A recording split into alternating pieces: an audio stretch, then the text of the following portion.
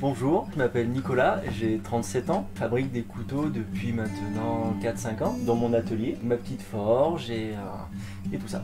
J'habite à La Mole depuis 5 ans.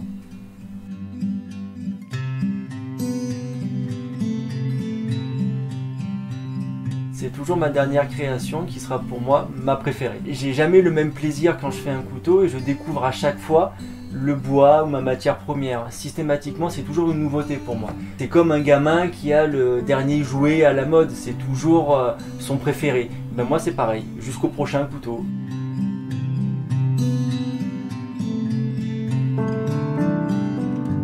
En aucun cas, je dessine ni les lames, ni les manches. Il faut toujours que ma matière première ait une histoire. J'ai toujours une personne qui est au bout, qui va me raconter l'histoire du bois, s'il est très vieux, d'où il vient, et ainsi de suite. C'est selon mon inspiration totale, ma sensibilité créatrice, le moment que je choisis, voilà, s'il fait beau, s'il fait pas beau. Je vais bricoler, voir un peu ce qui va sortir, que ce soit en bois ou en corne.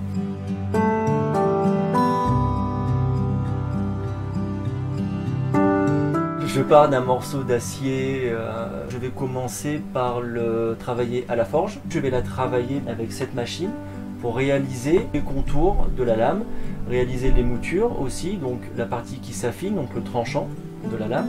Une fois que je réalise ça, je vais avoir une forme un peu plus précise de mon couteau. Je vais faire donc les traitements thermiques, faire ma trempe et le revenu, c'est-à-dire déterminer la dureté de mon acier. Et ensuite, je vais commencer le polissage, l'affilage, l'affûtage de la lame, etc. Pour le manche, c'est selon ce que j'ai envie sur le moment de faire comme couteau.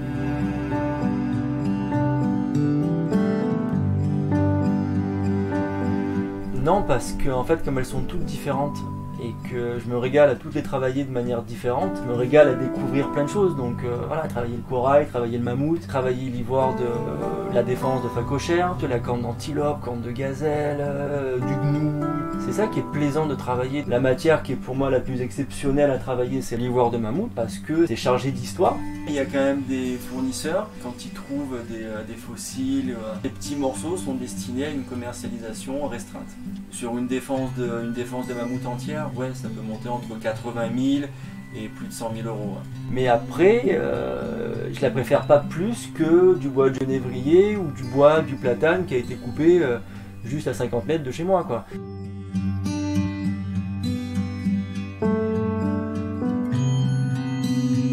Oui, ça je le ferai parce qu'il y aura son histoire. Je fais rarement des couteaux sur commande, c'est extrêmement rare. La seule raison qui pourrait me pousser à faire des couteaux sur commande, c'est voilà, la personne vient, me dit voilà, j'ai ce bois là, il vient de mon grand-père, de mon terrain, des choses comme ça, j'aimerais avoir une création comme ça. Là oui par contre, parce que là il y a déjà une histoire et c'est son histoire. Donc moi je vais essayer de pas trop abîmer son bois ou sa matière première pour qu'il ait un beau souvenir.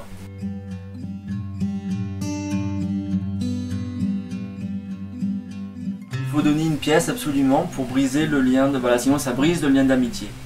Voilà, et moi on m'a toujours dit ça comme ça et on m'a jamais expliqué la raison.